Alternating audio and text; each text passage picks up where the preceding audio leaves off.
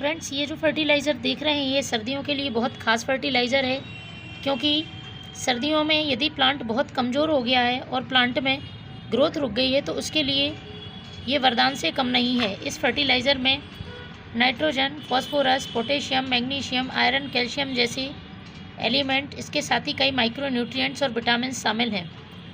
ये फर्टिलाइज़र पूरी तरह से ऑर्गेनिक है, प्लांट पे किसी तरह का साइड इफ़ेक्ट नहीं करता है। तो आज के वीडियो में मैं आपको बताऊंगी इस फर्टिलाइज़र को आपको कैसे बनाना है और इसके हमारे पौधों के लिए क्या फ़ायदे हैं। फर्टिलाइज़र तो प्लांट में हम सभी डालते हैं, लेकिन प्लांट में सारे पोषक तत्वों की पूर्ति एक ही फर्टिलाइज़र से नहीं होती है।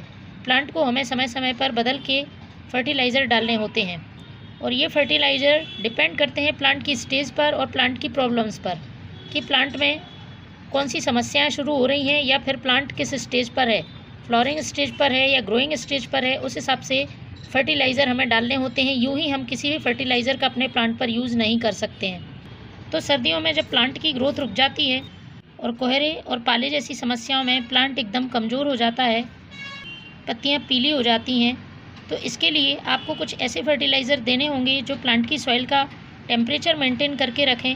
इसके साथ ही प्लांट की ग्रोथ के लिए और उसमें फूल लाने के लिए ज़रूरी पोषक तत्वों की पूर्ति कर सके।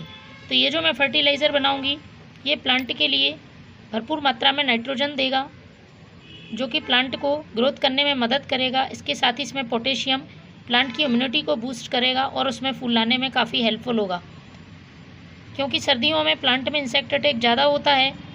इसके लिए प्लांट की इम्यूनिटी को हमें बढ़ाना होता है और इम्यूनिटी बढ़ाने वाली फर्टिलाइज़र यदि हम प्लांट को समय समय पर देते हैं, जो कि ख़ासतौर पर ऑर्गेनिक होने चाहिए, तो प्लांट में इम्यूनिटी बढ़ाने के साथ साथ प्लांट को और भी बहुत सारे फ़ायदे पहुंचाते हैं।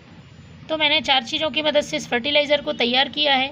चारों ही चीज़ें सर्दी के मौसम के लिए प्लांट को बहुत ही यूज़फुल हैं। आप इसे किसी भी प्लांट में, चाहे फूलों वाले पौधे हों, फलों वाले पौधे हों, सब्जियों वाले पौधे हों, आसानी से डाल सकते हैं।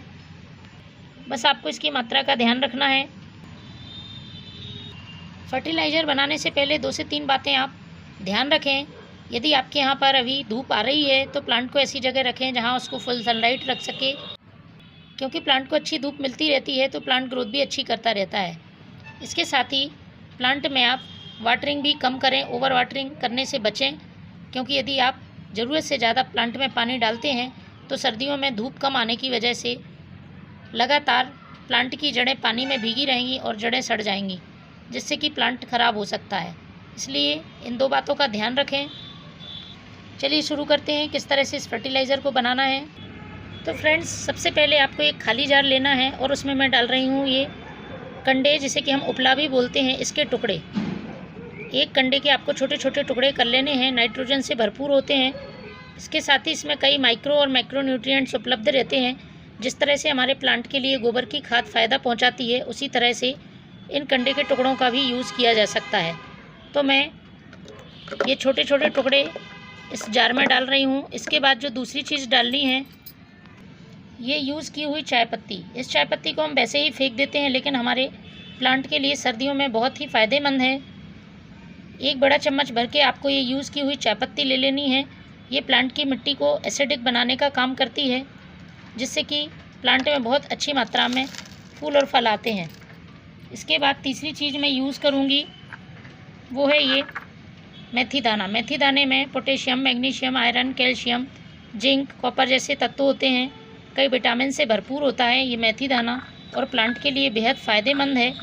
एक टॉनिक की तरह काम करता है। तो मैं 1 चम्मच मेथी दाने यूज़ करूँगी।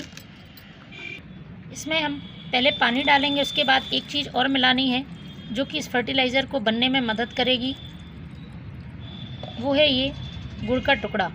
गुड़ का टुकड़ा इसलिए यूज़ कर रही हूँ जिससे कि इसकी जो फर्टिलाइज़र के फर्मेंटेशन की प्रोसेस है वो तेज़ हो जाए और फर्टिलाइज़र जल्दी बन के तैयार हो। इसके साथ ही गुड़ में प्लांट के लिए सॉइल में अच्छे बैक्टीरिया इंक्रीज़ करने की ताकत होती है। गुड़ हमारे पौधों के लिए बहुत फ़ायदेमंद है। कई लोगों का डाउट होता है कि इससे चींटियाँ हो जाती हैं या किसी तरह के इंसेक्ट हो जाते हैं। तो फ्रेंड्स, जब आप कच्चा गुड़ इस्तेमाल करते हैं तब ये समस्याएं होती हैं, लेकिन अच्छी तरह से फर्मेंटेड गुड़ में किसी तरह की समस्या नहीं होती है। तो ये एक टुकड़ा आपको इसमें डाल देना है। हमें इसे अच्छी तरह से मिक्स कर लेना है इन चारों चीज़ों को। इसको हमें अब ढककर 3 से 4 दिन के लिए रखना होगा। सर्दियों का समय है, फर्टिलाइज़र के फर्मेंटेशन के लिए टाइम लगता है। 3 से 4 दिन बाद आप देखेंगे तो कुछ इस तरह से ये फर्टिलाइज़र बन के तैयार होगा। देखिए इसमें ये वाइट वाइट लेयर आ रही है, ये बता रही है कि फर्टिलाइज़र अच्छी तरह से बन चुका है, पूरी तरह से ये डिकम्पोज हो चुका है और प्लांट में डालने के लिए तैयार है। लेकिन इसे हमें डायरेक्ट प्लांट पर नहीं डालना है, इसको हमें डाइल्यूट करना होगा। तो पहले मैं छान रही हूँ। तो फ्रेंड्स, ये फर्टिलाइज़र मुझे मिला है। अब इसमें मैं 5 भाग सादा पानी मिलाऊंगी। तो पानी मिलाने के बाद ये फर्टिलाइज़र प्लांट में डालने के लिए बिल्कुल तैयार है। इसको आप अपने प्लांट में पॉट की साइज़ के हिसाब से महीने में 1 बार ज़रूर डालें। Thank you.